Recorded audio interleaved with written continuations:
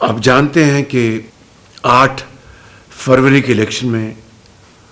قوم نے ایک سپلٹ مینڈیٹ دیا اور مختلف پارٹیوں کو مینڈیٹ ملا،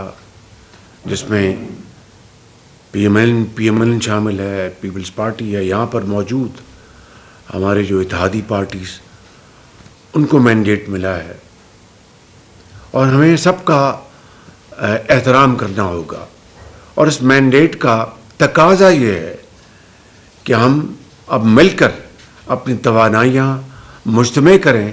اور مل کر ہم اس خدمت کے سفر کی طرف سے تیزی سے ہم قدم اٹھائیں۔ جو پچھلے 16 ماہ میں جو ہماری حکومت تھی، اس کی کارکردگی پوری قوم نے دیکھی، لیکن انتہائی عاجزی کے ساتھ مگر اعتماد کے ساتھ میں یہ کہہ سکتا ہوں کہ اللہ تعالیٰ کے فضل و کرم سے جو سب سے بڑی جو خدمت تھی اس حکومت کی کہ قوم کو دیوالیہ ہونے سے اس حکومت نے بچا لیا تھا، اور یہی وجہ ہے کہ اس کے بعد جو انٹرم گورنمنٹ مارز وجود میں آئی تو ہماری جو اکنامک سچویشن جو ہے وہ کنٹرول میں رہی، وہ مزید ابتر نہیں ہوئی۔ گو کہ آج اب ہم نے یہ ذمہ داری سنبھالی ہے، اور جس طرح میں نے پارلیمنٹ میں اپنی تقریر میں خدمت عوام کی خدمت میں عرض کی تھی کہ چوائسز تھی کہ جناب ہم should we be silent spectators or be counted. تو قومی ذمہ داری نے، سیاسی ذمہ داری نے، بطور ایک پاکستانی، بطور ایک مسلمان، ہم سب نے یہ فیصلہ کیا کہ ہماری ایک سب سے بڑی اب ذمہ داری یہ ہے کہ ہم کچھ ہو جائے حالات انشاءاللہ اس ملک کی ذمہ داری کا بوجھ سنبھالیں گے کہ جب ہم نے حزب مخالف کو انوائٹ کیا تھا، وہ حکومت بنانے میں کامیاب نہ ہوئے، تو ظاہر ہے پھر یہ ذمہ داری ہم نے سنبھالنی تھی، اور اس کا اب تقاضا یہ ہے کہ وقت ضائع کیے بغیر ہم تیزی سے اس سفر کی طرف روانہ ہوں جس کا عوام کو انتظار ہے۔ میں یہاں پر عرض کرنا چاہتا ہوں کہ کل پہلا روزہ ہے انشاءاللہ پاکستان میں۔ اب سب کو مبارک ہو، رمضان شریف کا چاند نظر آ گیا، اور یہ برکتوں والا مہینہ ہے، اور اللہ تعالیٰ سے ہم پوری قوم یعنی فجر کے وقت بھی، تہجد کے وقت بھی، تراویح کے وقت بھی سر بسجود ہوگی، اور رب تعالیٰ سے ہم اپنی کوتاہیوں اور غلطیوں کی معافی مانگیں گے، اور پاکستان کی خوشحالی اور ترقی کے لیے ہم دعائیں کریں گے۔ تو اس رمضان شریف میں جو پیکج جو وفاقی حکومت نے دیا ہے وہ 7 ارب روپے نہیں بلکہ 12 ارب روپے ہے،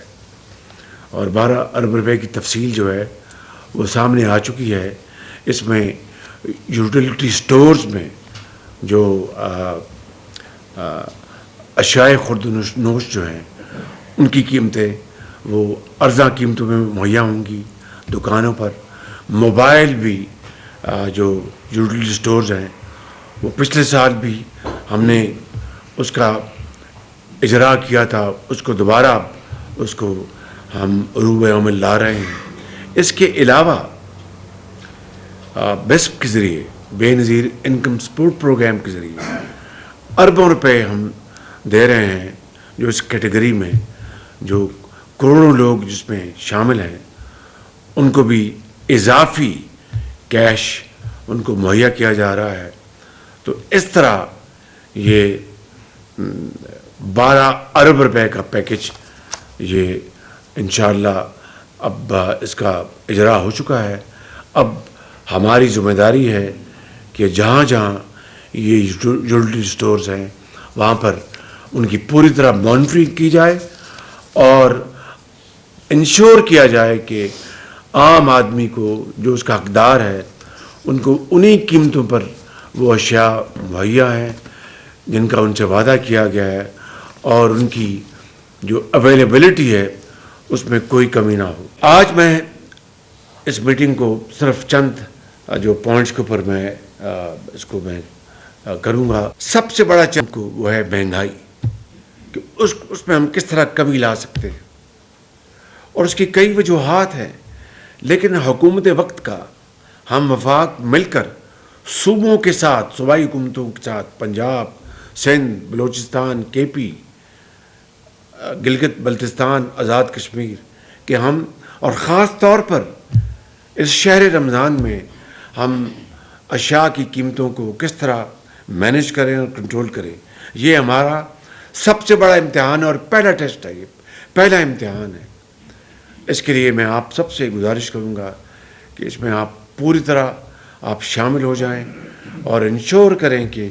اپنا وفاق کے جو ٹیریٹری ادارے ہیں وہاں پر تو کلیتاً خالصتاً ہماری ذمہ داری ہے. اور وہاں میں بالکل واضح کہنا چاہتا ہوں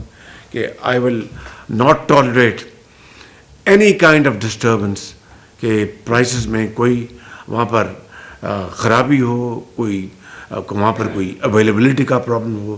that I will not tolerate at all. اس کے لیے باقاعدہ مانیٹرنگ کا نظام ہے، اور صوبے کے ساتھ مل کر جو کچھ انٹیریئر منسٹر یہاں پر تشریف فرما ہے، جو کچھ صوبوں کے ساتھ مل کر ہم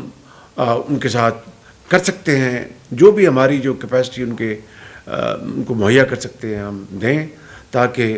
یہ مل کر ہم انشاءاللہ یہ اشیاء کی قیمتوں کو کنٹرول کر سکیں. اور مہنگائی کے حوالے سے ہمیں پوری کوشش کریں کہ کس طرح غریب آدمی کو ریلیف دلوایا جا سکے. اب دیکھیے کہ میں ریپیٹیشن کے بغیر میں کچھ باتیں عرض کرنا چاہتا ہوں، کیونکہ بہت تکلیف دہ ہے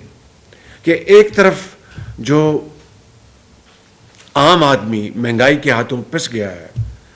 غریب آدمی غربت کے ہاتھوں مارا گیا ہے، اور دوسری طرف ایک مٹھی بھر اشرافیہ، نہ صرف وہ 80 سے زیادہ بلکہ 90% وسائل کے اوپر وہ اس کی قبضہ ہو، اور ساتھ پھر جو اس کا ایک فرض ہے وہ ادا نہ کرے، تو ایک اسلامی جمہوریہ پاکستان کی جو اسپرٹ ہے اس کے سرین اس کے خلاف ہے. اس کے لہٰذا آج اگر 500 ارب روپے بجلی کے مد میں یا 400 ارب روپے چوری ہوتے ہیں سالانہ، اس میں غریب آدمی کا کیا قصور ہے؟ اور پھر جو بلنگ جو ہے وہ بھی اپنا ملی بھگت سے غریب آدمی کے اوپر اس کا بوجھ ڈال دیا جاتا ہے. اس سے بڑا ظلم اور کیا ہو سکتا ہے؟